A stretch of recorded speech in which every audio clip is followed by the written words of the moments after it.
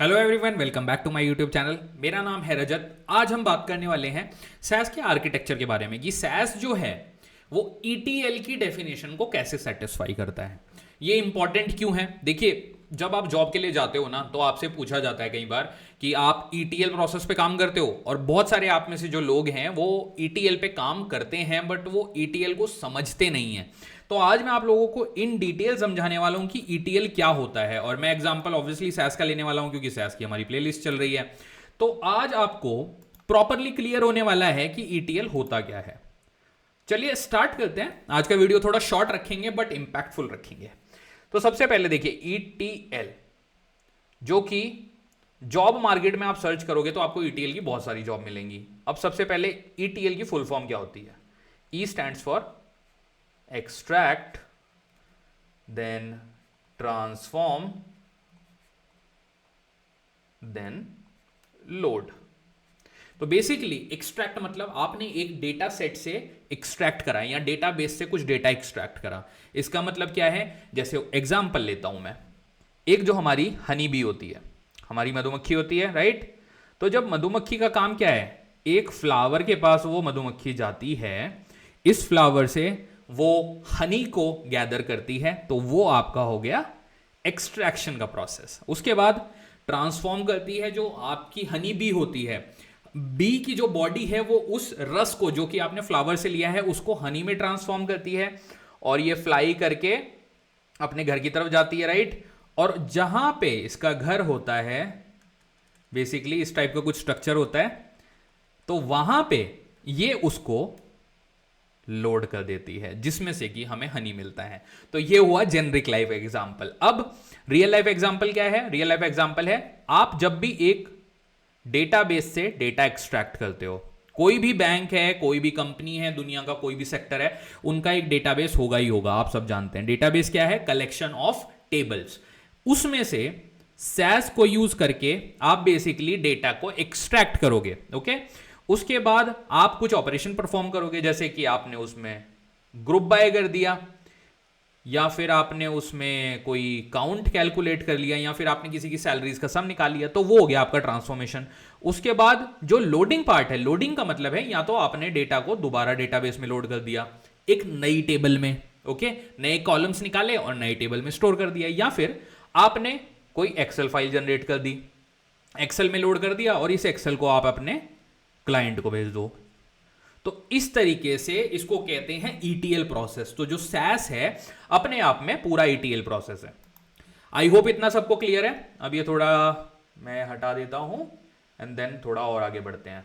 जो डायग्राम अपनी स्क्रीन पे आप लोग देख रहे हैं उसके बारे में डिटेल में बात करते हैं। हाँ जी, तो देखिए सबसे पहले ये हो गया आपका डेटाबेस। अब आपके सैस कोड के लिए दो ही सोर्सेज हैं, या तो आपका डेटाबेस है या तो आपकी फाइल्स जो आपको क्लाइंट भेजता है। बहुत सारी कंपनी में जो क्लाइंट है वो फाइल भेजते हैं, वो किसके थ्रू भेजते हैं? CSV, Excel.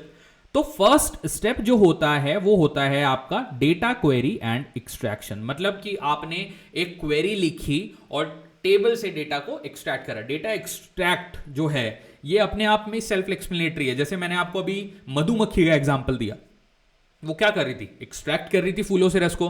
सेम काम आपको करना है, अपनी इंपॉर्टेंस के अपने नेसेसरी कॉलम्स को एक्सट्रैक्ट करना है। एक्सट्रैक्ट होके आप उसको सैस की मेमोरी में लेके आ गए डेटा को। अब हमारे पास डेटा है। अब आप क्या करोगे? सबसे पहले डेटा को क्लीन करोगे।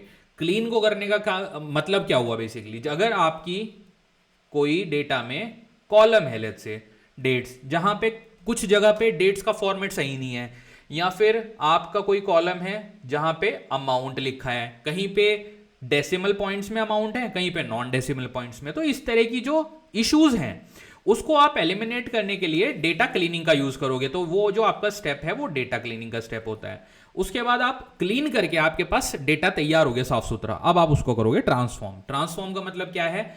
जैसे कि अगर मुझे ग्रुप बाय करके सैलरी निकालनी है, ग्रुप बाय HR, कि HR लेवल पे हमारे यहां सैलरीज का सम कितना है, कि मतलब ग्रुप बाय में HR जाएगा और सम जो हमारा फंक्शन होता है उसमें जाएगी सैलरी। तो इस तरह की एक्शन को हम कहते हैं ट्रांसफॉर्मेशन।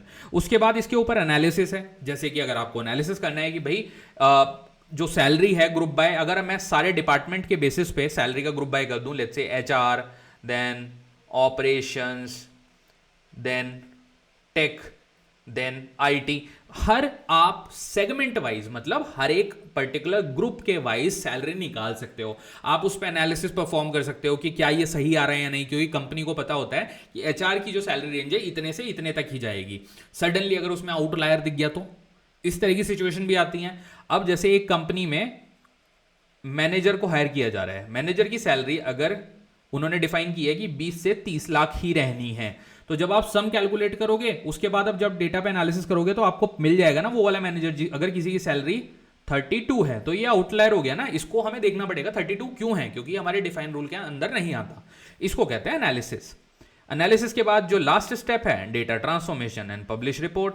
ये कब होता है, जब आपका सारा काम खत्म हो गया उसके बाद क्लाइंट को भेजने के लिए, या फिर अगर आप किसी कैप्टिव कंपनी में हो जैसे जिनका खुद का काम है, तो आप अपने बॉस को भेजने के लिए जब रिपोर्ट तैयार करोगे उसको कहते हैं ट्रांसफॉर्मेशन। हाँ जी, तो इस नोट पे ये वीडियो खत्म होता है। आई होप आपको ये वीडियो इंटरेस्टिंग लगा होगा। अगर इंटरेस्टिंग लगा है तो मुझे थोड़ा सपोर्ट करिएगा, वीडियो को लाइक करिएगा, चैनल को सब्सक्राइब करिएगा। ईटीएल आपको मैंने समझा ही दिया है। अगर फिर भी कोई क्वेश्चन हो तो मुझे प्लीज बताइएगा, I am happy to help. मैं हमेशा हर एक कॉमेंट का रिप्लाई करता हूँ। On that note I will say thank you and all the best to everybody. Thank you guys.